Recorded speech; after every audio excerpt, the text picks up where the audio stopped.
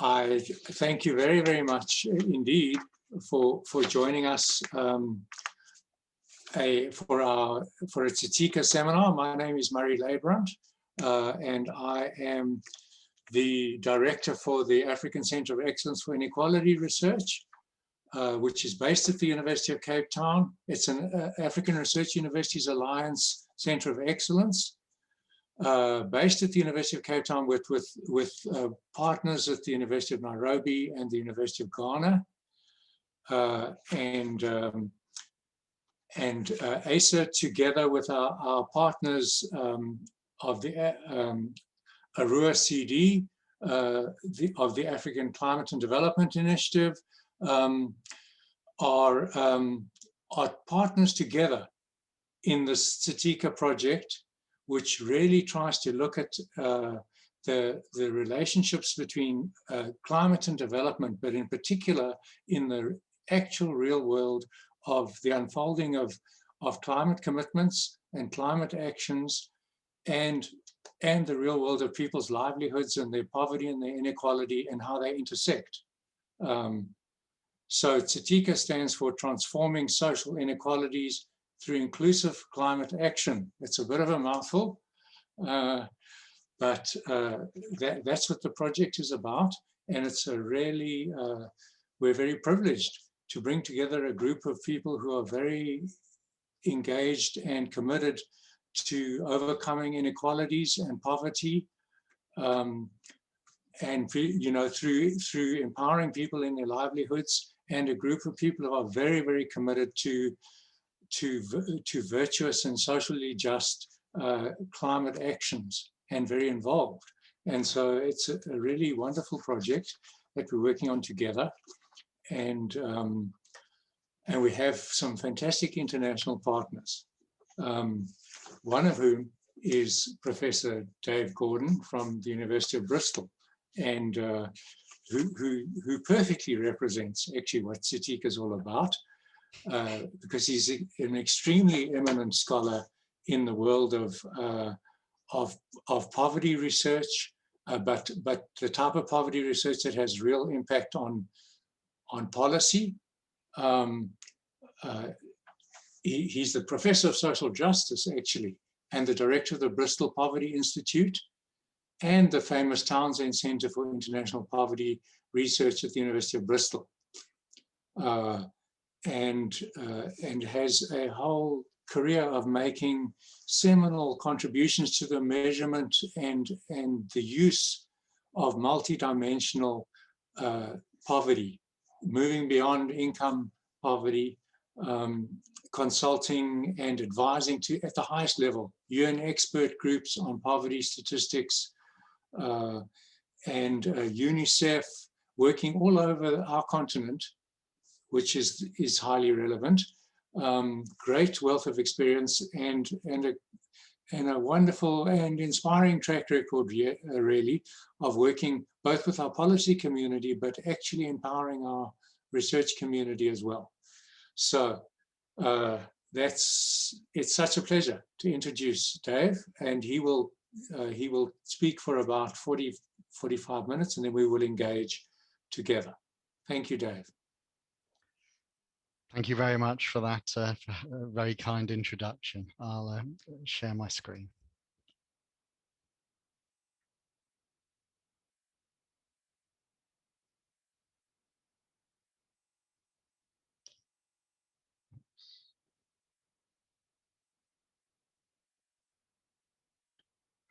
Okay.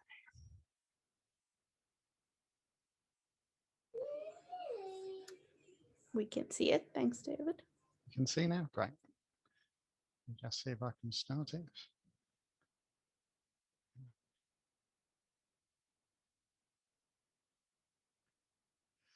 Okay, thank you very much for the introduction. I'm going to talk about multidimensional poverty and climate change. Although I've worked on poverty for the past 30 years, I did my PhD in paleoenvironmental reconstruction and past climates in the Quaternary period, the immediate geological period we're in at the moment. So I have a basic understanding of some of their climate change debates. So climate change is an existential threat to humanity. If the temperature goes above 35 degrees centigrade and 100% humidity, the so-called wet bulb temperature, then you cannot lose enough heat through sweating because of the humidity, and you overheat, you get heat stroke and die. Fortunately, nowhere on the planet at the moment does the wet bulb temperature go above 35 degrees. Of course, the temperature does go above that in some parts of the world, but not with 100% humidity. However, if we burn all the current fossil fuel reserves that are available currently in the ground in the fossil fuel companies' assets, it's likely that the temperature could rise by about 10 degrees C. If that happens, large parts of the planet will become unable to sustain human life.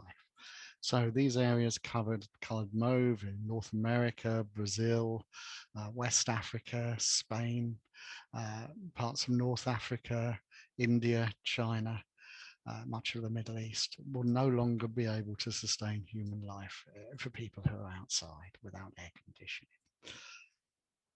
That world is one which would be unrecognizable to the world we currently understand, where the populations of India, China, the USA, Brazil would need to move in order to actually sustain life. Another part of the threat is that if we continue to burn fossil fuels at the current rate, then that carbon dioxide levels will rise from the current 450 parts per million to over 1,000 parts per million. And that's one of the necessary but not sufficient conditions for mass extinctions in the past. So it's not just humanity that would suffer, nature would suffer, possibly devastating die-offs. So we can't burn all the fossil fuels in the ground and have the world as we understand it. The problem, of course, is that not burning the fossil fuels in the ground means that the value of the current fossil fuel companies, oil, gas and coal mining companies, would plummet because they're currently valued on the basis of the reserves of fossil fuel they have available, which they potentially can sell. So at the moment, they're worth about $4 trillion US dollars in equity. They have debts of 1.3 trillion, on which they pay about 27 billion a year in interest, and there's about 126 billion paid in dividends back to the shareholders. They invest about 674 billion in capital investments, and they make about $1 trillion before tax. Now, to put this in context, 674 billion is about the combined GDP of all the SADC countries put together, annual GDP. Now, less than half of these proven economically recoverable oil, gas and coal reserves can be admitted by 2050 if we want to keep global warming below 2 degrees. And other estimates say 60 to 80% of coal, oil and gas reserves in these 200 listed fossil fuel companies are unburnable, which means that they're overvalued. So if 109 gigatons more of carbon dioxide, and there's about 741 gigatons of unburnable carbon in the current asset stock of those companies that wouldn't be burned. The problem with this is that if these oil and gas and coal companies plummet in value, it is likely to destabilize global capitalism. This is a network map showing the structure of global capitalism from 2007. There are about 30 million businesses in 165 countries or so, big countries. but most of them are small shops or hairdressers and that kind of business. They don't really make much impact on the global economy, but there are about 43,000 transnational corporations, which is the main structure of global capitalism. However, only about 737 firms have a controlling interest. They have the majority of shares in 80% of these 43,000 transnational corporations. Most of these are banks, and these banks also own large amounts of each other's shares. So they have a controlling interest in each other in this kind of network. And the trouble with this kind of structure is it's inherently unstable. So if you remember, in 2007, Lehman Brothers collapsed, and this meant the whole structure started to crumble, and we had a massive global financial crash. If the fossil fuel companies suddenly plunge in value and can't pay their 1.72 trillion in debts, then you would expect an even larger crash. So this is what happened in 2008. These big circles represent the value of the top 50 banks before the crash, and these little dots represent the value of the banks after the crash. To put this in perspective, this circle here is about the equivalent of the GDP of the United Kingdom, and this circle here is about the equivalent of the GDP of all the SADC countries put together. So the banks lost incredible amounts of money. They lost more than the GDP of the European Union and North America combined, and had to be bailed out. And that led to a recession which continues to this day, really. The recession that would happen if the fossil fuel companies collapse might be even larger unless it's prepared for. Would be even larger. Of course, faced with these terrible dilemmas of stopping fossil fuels or protecting global capitalism, some politicians simply deny there's a problem. Donald Trump argued that the concept of global warming was created by the Chinese in order to make US manufacturing non-competitive. It's easy to laugh at other people's politicians, but here's one closer to home. There's an area south of where I live in Bristol, the Somerset Levels, which was seabed until it was reclaimed 2,000 years ago by the Roman Empire. Because of the intensification of rainfall in the UK, it has flooded several times over the past few years. The politicians blame the Environmental Agency for not dredging the rivers. Of course, it's a very flat area because it was seabed, and dredging the rivers makes the flat river even flatter. So the Environmental Agency said it did tremendous destruction to nature and it wouldn't reduce the flooding. And here's a local politician saying they even tried with graphs and computer printouts to convince me that dredging wasn't necessary, but I was no more fooled than were the locals. They weren't fooled by the science. Of course, there's a lot of spurious analyses as well, trying to deny climate change. Here's one I like, showing that since 1997, there has been no obvious trend of increasing temperature. But of course, if you look at all the data rather than just a small section of the data, then you see what the global trend really has been since the Victorian period. Unfortunately, the predicted impact of climate change is worse on sub-Saharan Africa than virtually anywhere in the world, particularly in terms of food prices. So under a pessimistic development scenario by the World Bank, if climate change carries on as we expect it might, if nothing is really done to prevent it, then by 2080, food prices were projected to rise by 77% in sub-Saharan Africa. Under a good scenario, extreme poverty by 2030 would fall around the planet to about 142 million, but with climate change it would rise to 158 million. Unfortunately, this prosperity scenario is not going to happen.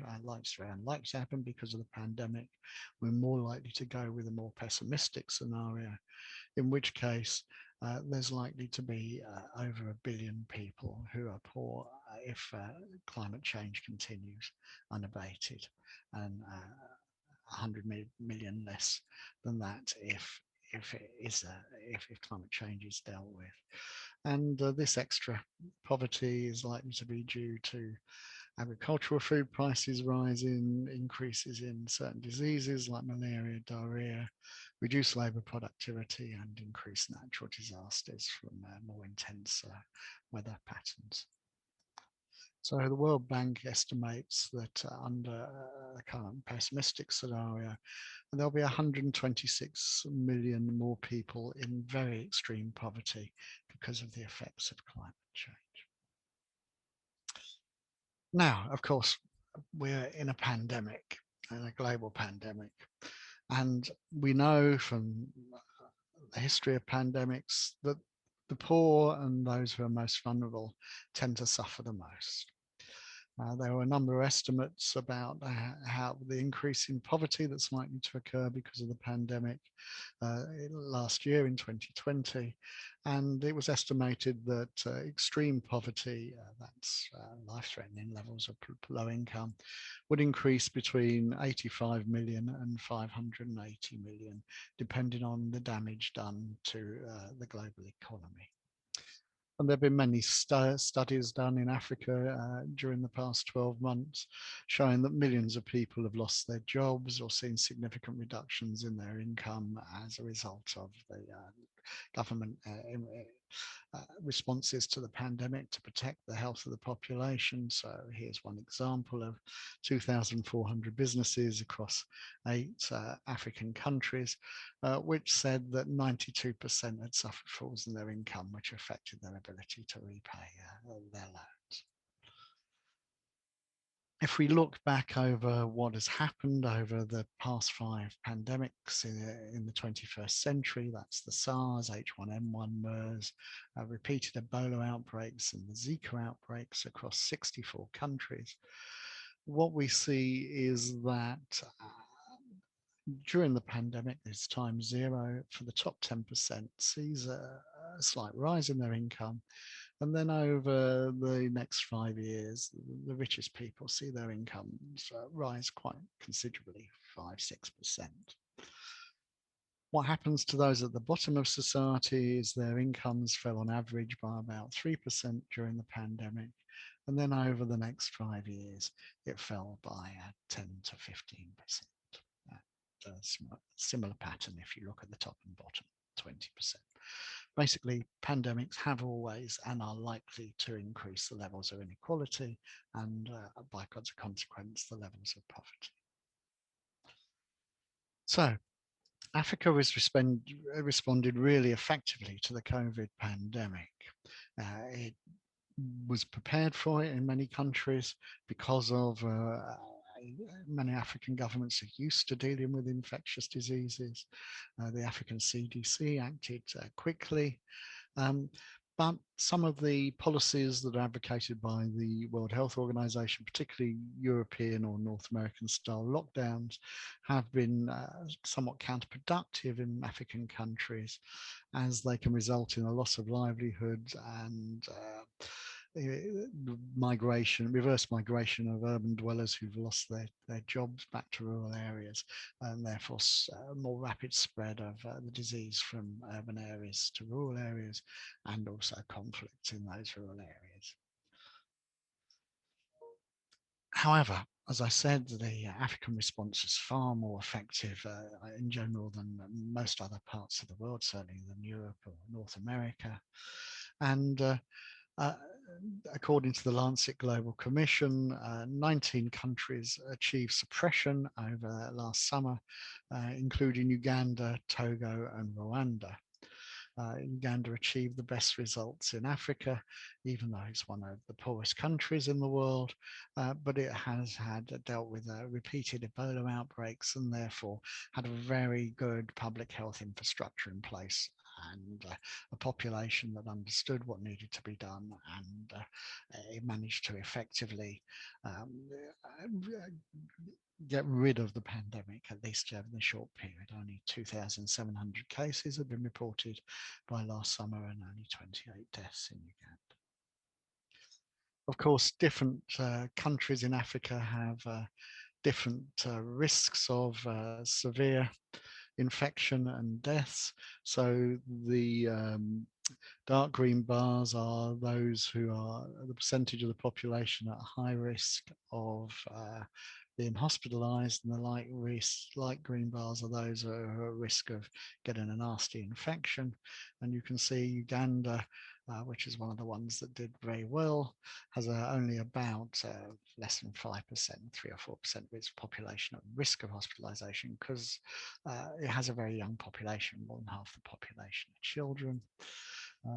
South Africa has a higher percentage, but much smaller compared to many European countries at risk of hospitalization. Other countries have done well since then. I think the Seychelles, it will probably be the first country to actually vaccinate all its population. I think it's already done more than half. Unfortunately, the consequences of the pandemic are likely to be stark in sub-Saharan Africa in terms of increasing extreme poverty, not taking into account the effects of potential climate change. So this line was the World Bank's projection of the number of people who are likely to be in extreme poverty by 2021. If there hadn't been a pandemic, you can see that the World Bank was projecting an increase in the number of people in sub-Saharan Africa in extreme poverty.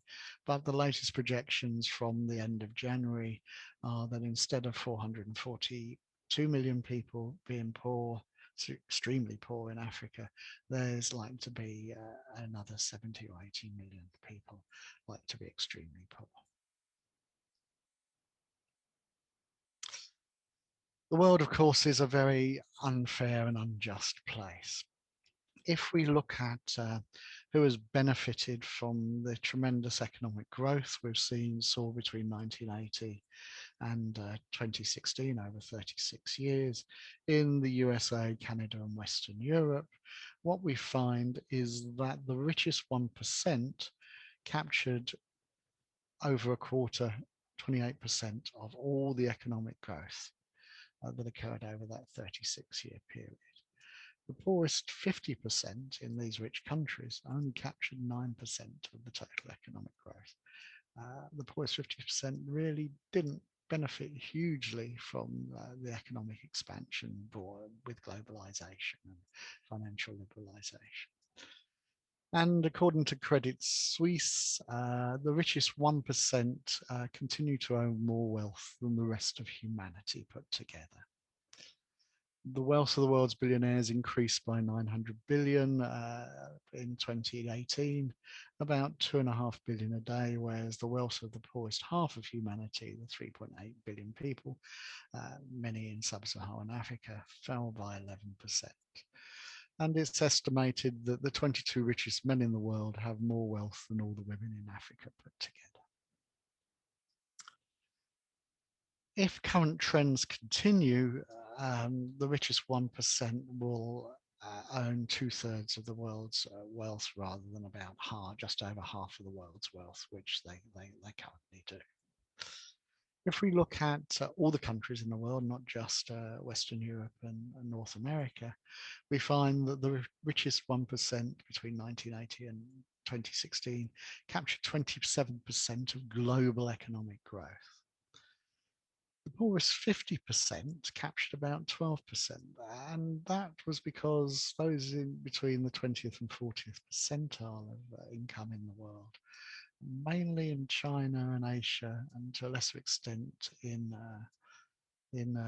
India, did see, due to the massive economic growth there, a rise in their incomes.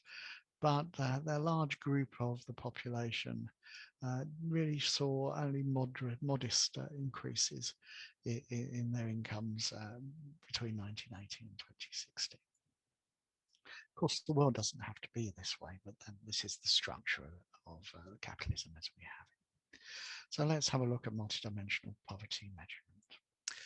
So about over 20 years ago, Peter Townsend and I and a group of very good young researchers developed the first multidimensional measures of child poverty on behalf of UNICEF in order to try and have the first ever global study of child poverty and disparities.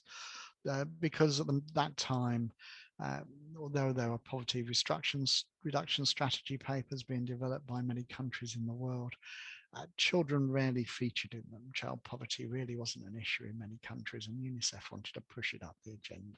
And they wanted it to be in the SDGs, but there was not the scientific work hadn't been done. And so they couldn't get it into the MDGs, despite the fact that the person who was writing the MDGs, Jan van der Mutele, actually had worked for UNICEF and worked for UNICEF after. So we developed a multidimensional measure of child poverty which was compatible with the UN Convention on the Rights of the Child. And it was run in over 50 to 60 countries around the planet. So there were a number of indicators that conformed with global definitions of absolute poverty, which measured children that had inadequate levels of sanitation, shelter, low income where that was available, safe drinking water, no access to information, inadequate healthcare, inadequate nutrition, and inadequate education. This research transformed the way UNICEF and many of its partners understood and measured the poverty suffered by children. It led to them having a multidimensional concept of poverty rather than just looking at the household income. And the UNICEF argued that it exposed policymakers to these ideas about child poverty and made it more visible in poverty reduction policies and debates. Many researchers are built on this work. So the UNICEF Office of Research and the University of Oxford OPI initiative used a similar deprivation approach. They use slightly different mathematical formulas, but they use similar sets of variables. So one of the reasons now that multidimensional poverty is seen as important is that there is a specific target in the Sustainable Development Goals to reduce by half poverty in all its dimensions for men, women and children according to national definitions. And so all governments have committed themselves to trying to achieve this. Unfortunately, most governments don't have a measure of multidimensional poverty. There, of course, is a long history of multidimensional measures of poverty, well-being, living standards. They're called many different things. These are some European examples dating back, in one case, to the 1920s. They basically take a lot of things the authors think are bad and add them together in a fairly arbitrary manner. Their utility is questionable. There's no reason why, unless you're part of the research team, you should particularly believe that these are the right variables to use or the way they've been aggregated is correct. If you want to have a valid and reliable and comparable measure of multidimensional poverty, you first need a theory of poverty and a definition of poverty that's scientific. By scientific, I mean one that's applicable to all places at all points in history, and one which is based on fundamental human needs. So Townsend's concept of poverty as relative deprivation is such a theory, and Townsend argued the term poverty is understood objectively rather than subjectively, as individuals, families and groups in the population can be said to be poor when they lack the resources to obtain the types of diets, participate in the activities and having the living conditions and amenities which are customary or at least widely approved of in the society in which they belong. So the key ideas behind this is that poverty is a sociological phenomena which can only meaningfully be measured relative to the society in which a person or household belongs. It's only meaningful in terms of the national definition, in that case, the national norms of society. There's certain universal needs that people require and think of as necessities in all societies: the need for food, clothing, shelter, housing, healthcare, to educate your children. There are also social obligations that we all have as parents, as siblings, as children, which we need to fulfill. So in all societies, there's a requirement to give presents at certain times of year to mark major life events such as births, deaths, weddings. Music and possibly dance are human universals. These are things which are common across all of humanity, and they often take resources in order to meet our social obligations. So people can be both socially and materially deprived of the necessities of life. The way these universal needs are met, of course, varies from society to society, but these needs remain universal. So here's just an example, taking Uganda, which is a low-income country, Tonga, which is a middle-income country, a small country in the South Pacific, which has never been colonized, and the UK, which is a high-income country.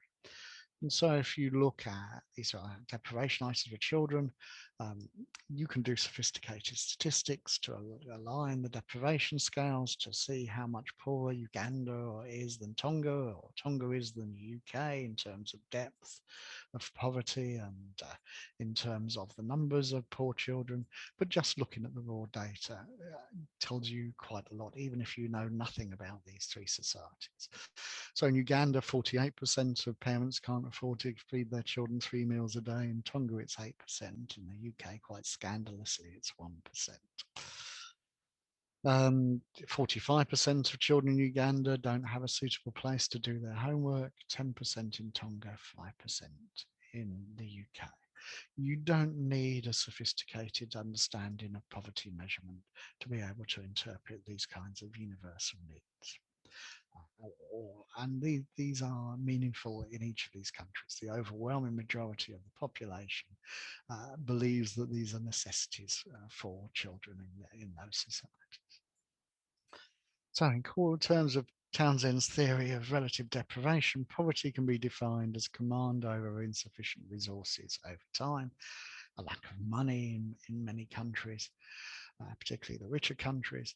And if you don't have adequate command over resources for a period of time, you will become deprived relative to the rest of your society.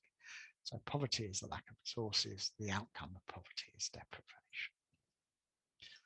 So if we put this in a kind of more scientific model, structural equation model, poverty is a result of a lack of resources, and the outcome of poverty is deprivation.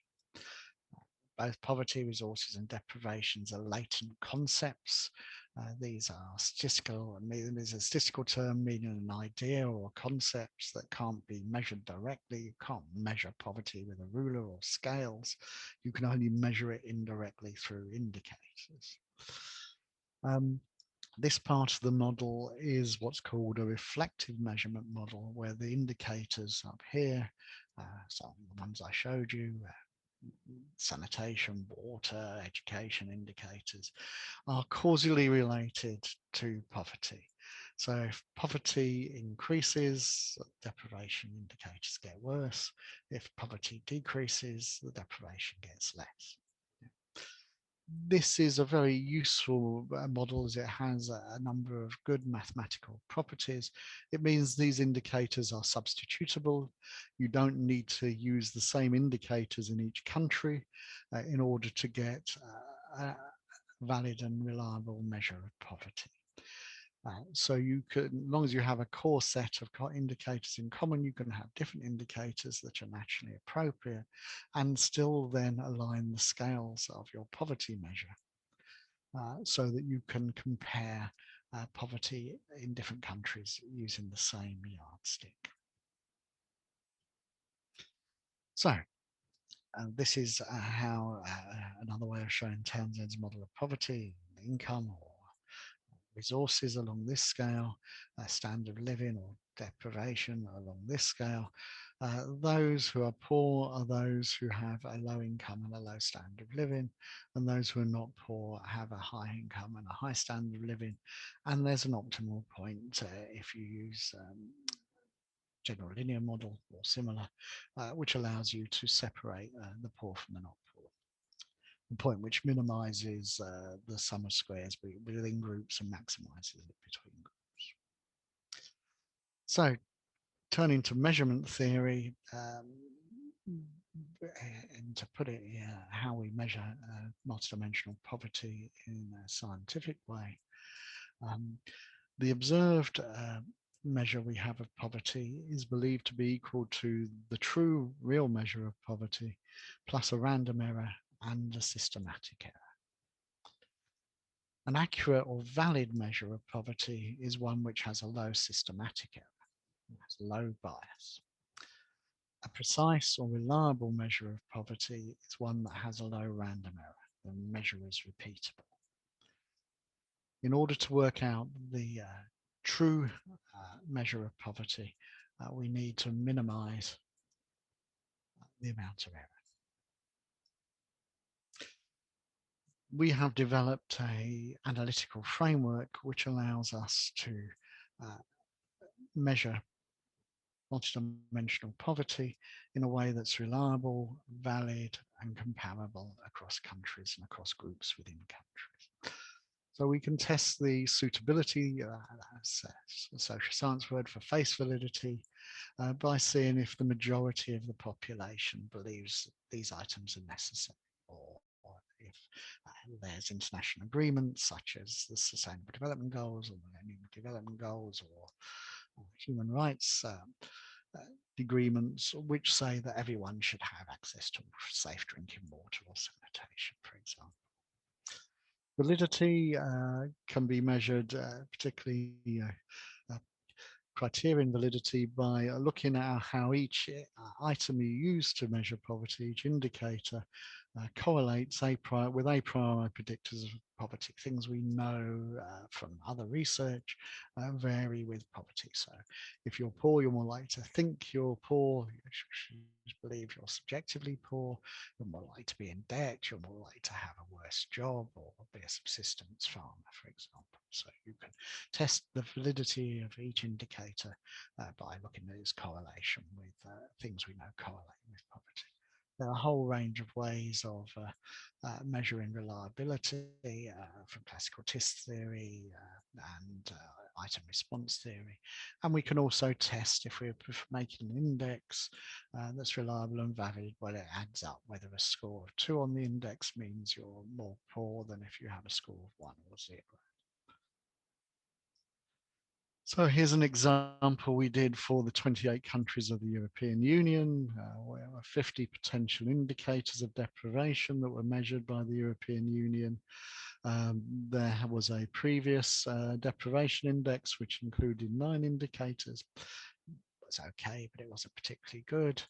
We applied those 5 sets of test criteria to it, and we came up with 13 indicators which produced reliable and valid and comparable measures, both within countries of the European Union and across countries of the European Union. We've done this kind of thing in Iran and Uganda and Pakistan, and it's been done in many other countries of the world. This shows the reliability of that 13-item index across the 28 countries, from Finland through to Bulgaria. Above 0.7 is a reliable index. So despite the big difference in living standards in these different countries, you can get a reliable index. It's less reliable in the richer countries than the poorer countries.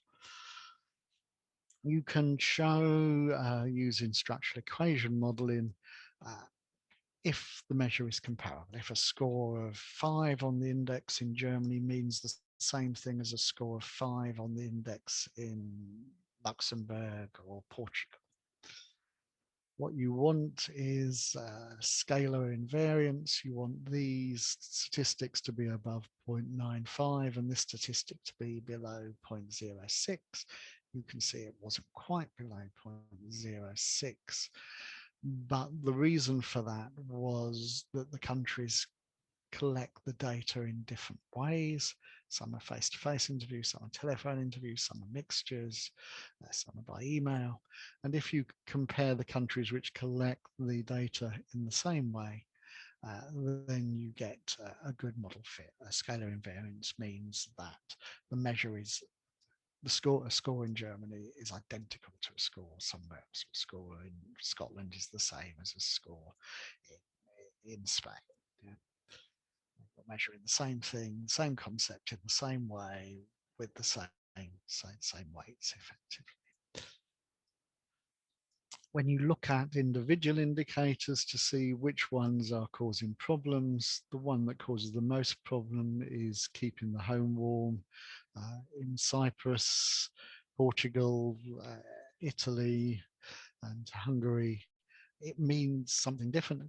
Not being able to heat your home adequately in those countries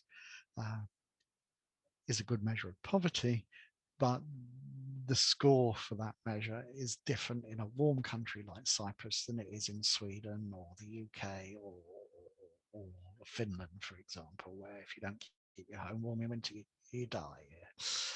So that's perfectly understandable. Of course, you get a few random ones because you're doing multiple tests. We did 36,000 tests. So I'll leave you with this thought. Climate change needs to be stopped. It needs to be stopped without destroying the global economy, because that will increase poverty. Poverty needs to be reduced. The CO2 emissions need to be reduced. We need institutions that can do both simultaneously. And I'll leave you with the thoughts of one of the greatest scientists in the UK, Charles Darwin, who argued, if the misery of our poor be caused not by the laws of nature, but by institutions, then great is our sin. Thank you very much for listening. Thank you so much. That was beautifully timed as well, Dave. So really wonderful. So that's left us then with 15 minutes for discussion, commentary, questions. Please, participants, you're very welcome to put some questions in the chat if you want to, or raise your hands. And probably raise your hands and then you can unmute yourselves, whatever you'd like to do. The floor is open.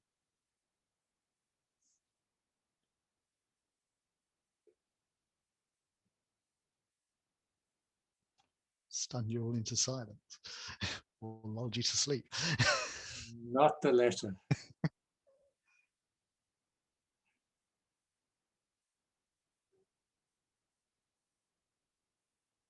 So there was, let's take this chat. There's two questions in the chat.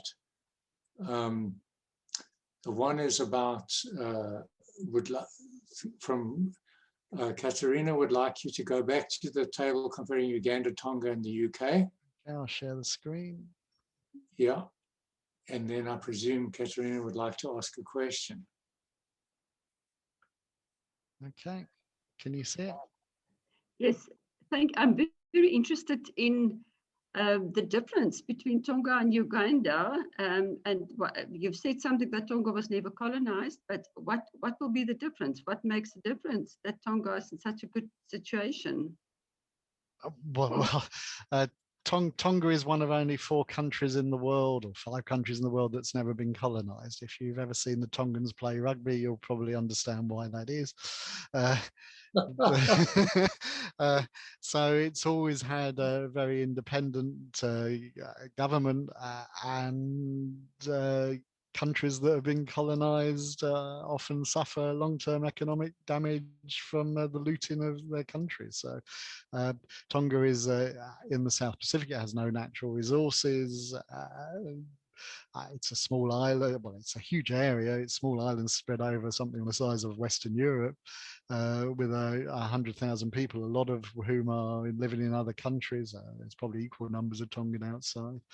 So it has good social policies and a system of, a structure where your father's fathers are your fathers, your mother's mothers are your mothers, and you gain social status by sharing with your extended family. And every boy at the age of 18, the oldest boy, is given enough land to feed themselves. No land can be bought or sold. It's all owned by the state and given to people. That was so it has a social system which encourages sharing and has done historically, as a lot happens in those kinds of communities. And it's not a welfare state like the UK, but it's a kind of a good example of a community which supports each other's welfare. And you can see the difference. Very nice answer that links all the many dimensions of poverty, or the lack thereof, together in a social system. So, Akwadili, would you like to ask your question?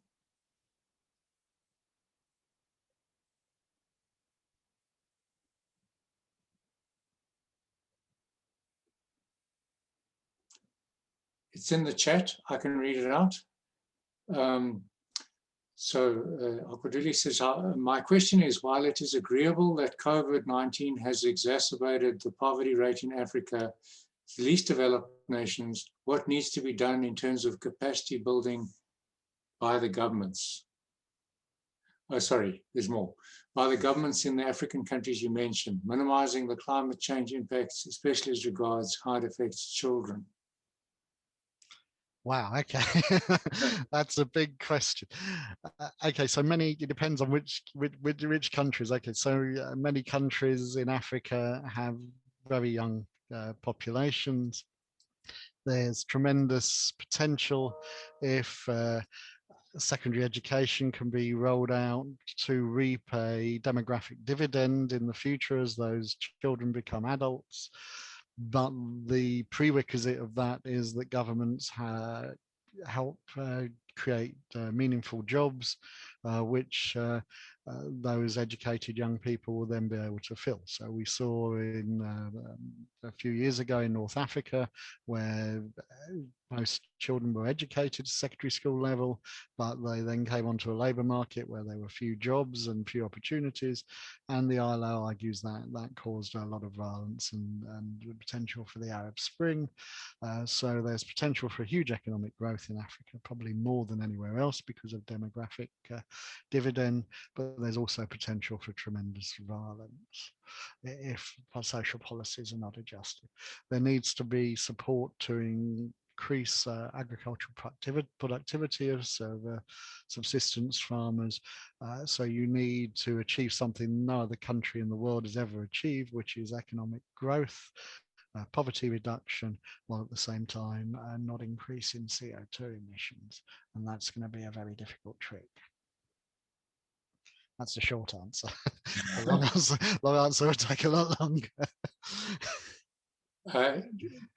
Dave, Alina's put a question in the chat. Can you see the chat? Sorry, I can't read it. Which one, Alina? Maybe Alina should ask it. Yeah. Hi, sorry, I have works going on, so there is a bit of noise. Mary, do you mind reading it? Because I'm afraid the noise is going to come through again. No problem at all. I'll read it now. Okay, so Alina's wondering, what are the implications for COVID recovery, or what advice would you give to policymakers that are formulating recovery packages, in particular given the data that you showed on the benefits from economic growth mostly going to the poorest, while they are also going to the poorest, economic growth mostly not going to the poorest, while they are also the ones most affected. So, yeah. Right. there is a lot of money in the world. There has been tremendous economic growth. The causes of extreme poverty are not because there is a lack of money. It's a question of who has control of that money. So to a certain extent, there needs to be some redistribution. Small amounts of redistribution in Africa would lead to tremendous reductions in poverty. There also needs to be the fairer terms of trade. I mean, at the moment, $1 trillion a year flows out of poor countries in the world to the rich countries in terms of unfair terms of trade. I mean, the net flows of money is vast. And there's debt relief obviously needs to be given as well after the pandemic, or there's going to be a debt crisis in Africa. So international policymakers need to step up and do something about the looming debt crisis. National policymakers need to have more pro-poor policies, and policies which help the poor through improving agricultural productivity, assistance farmers, but also some kind of child benefit or family benefit and investment in education, and obviously in public health at the moment. Yeah, thank you. Thank you. This is a very stimulating discussion. I'm going to leave the last question in the chat for the final question. There's 2 hands raised that I've been ignoring. Apologies. Adeyemi, please. All right, thank you, Prof. This is a very great topic that is actually it's actually something I'm very much interested in.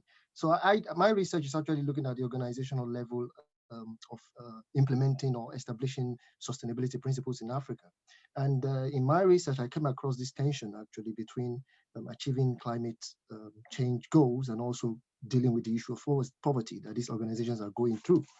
So I wanted to ask just these brief questions. And if poverty, is there any evidence, or do you believe, or what do you think about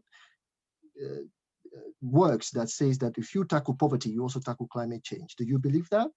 That poverty should be the focus for developing countries like Africa instead of this massive drive towards climate change? That's one. Second is actually, can both be tackled simultaneously if you don't believe in one or the other? Is it possible to do both simultaneously? And are you aware of any global efforts actually towards tackling poverty as we have towards tackling climate change? Thank you. So I would like to say that if you tackle poverty, you would tackle climate change, but unfortunately, I don't believe that's true.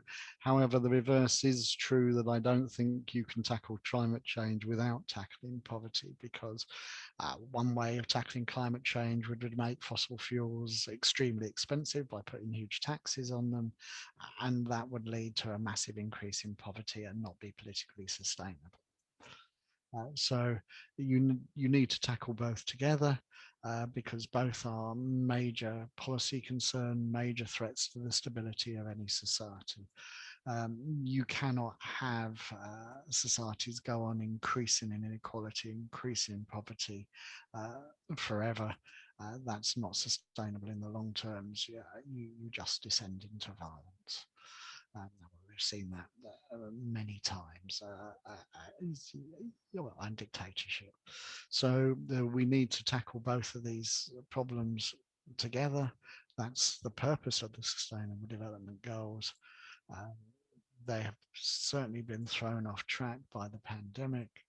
The world needs to be better prepared in the future. They need to learn from places like Togo and Rwanda and Uganda how to be prepared for a pandemic. And I think there's probably going to be the will to do that.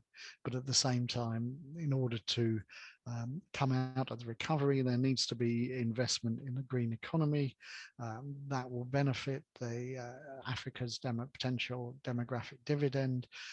Africa has tremendous resources for green energy generation. It has tremendous resources in terms of improving agriculture and aquaculture, and a very an entrepreneurial and dynamic population that is able to achieve tremendous things if it's given the opportunity and the chance. So, I mean, I'm always an optimist. I've been working for 30 years and trying to do myself out of a job by seeing poverty eradicated. I've failed dismally so far, but I still hope to one day succeed and make myself unemployed.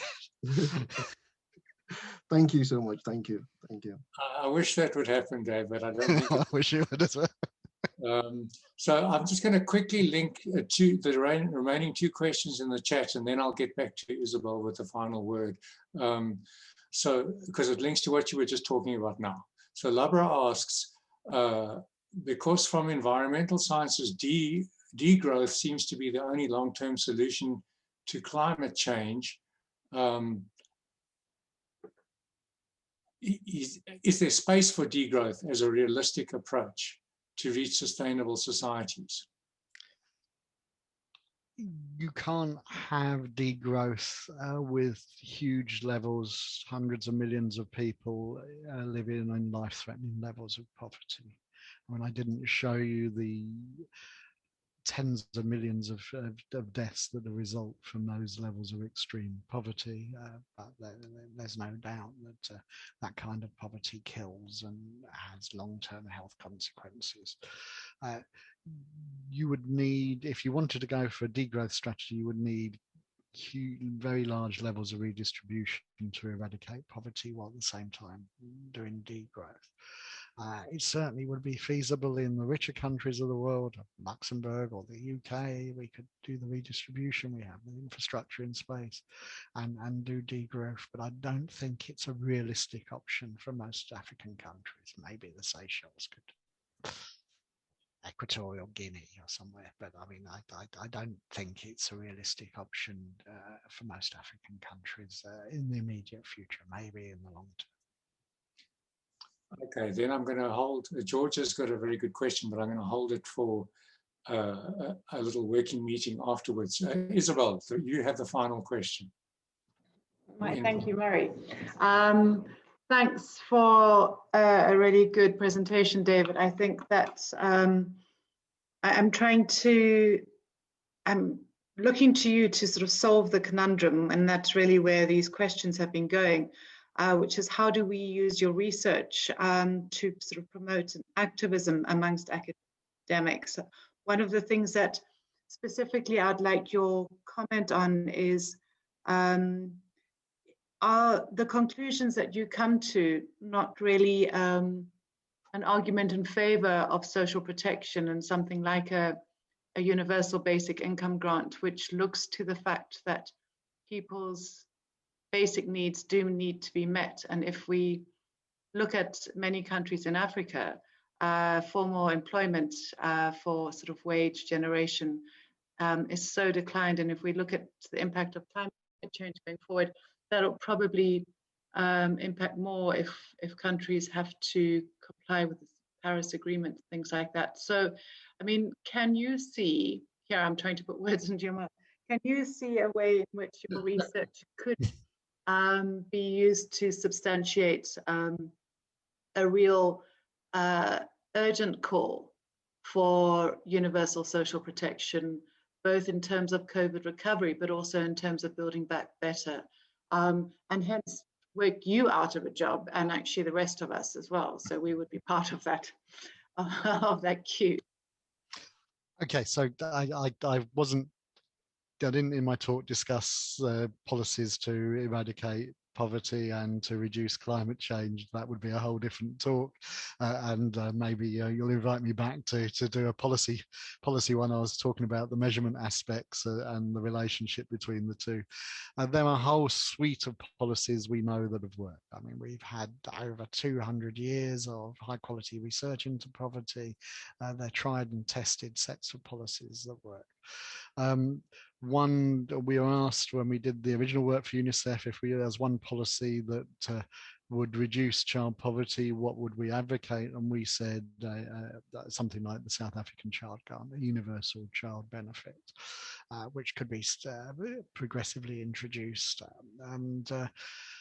The SDG 1.3, which I showed briefly, is to use minimum social protection floors in countries as a primary way of eradicating poverty. It used to be the World Bank said Social Security was nothing to do with poverty. That debate has now moved on, and I think even the World Bank agrees that minimum social protection floors are essential. The ILO, that idea was been agreed not just by most of the governments in the world, but also by all the trade union representatives in the world, in each country in the world, and the representatives of the employers' federations. So there's widespread support for it. We know it can be effective. It unfortunately isn't being pushed as much as it should be, but I think that is one of the major solutions. So I would agree with you in part, yeah. But obviously it depends on different countries, what context, how those social protection floors should be introduced. But I think South Africa shows a very good way towards that. Thank you so much, Dave. So I think you've made a case for yourself to be invited back. I just invited myself back. No, we'll make sure that happens, Isabel and everybody, because many people are pushing then on this interface between policies to overcome these two sets of goals. Thank you very much, everybody, for joining us for this webinar, and we'll call it quits now. And the TSITICA team will stay on to have a project meeting where we can work out, okay, what does this actually do for our work? And it's been a fantastic presentation by Dave, and extremely useful. So thank you all again.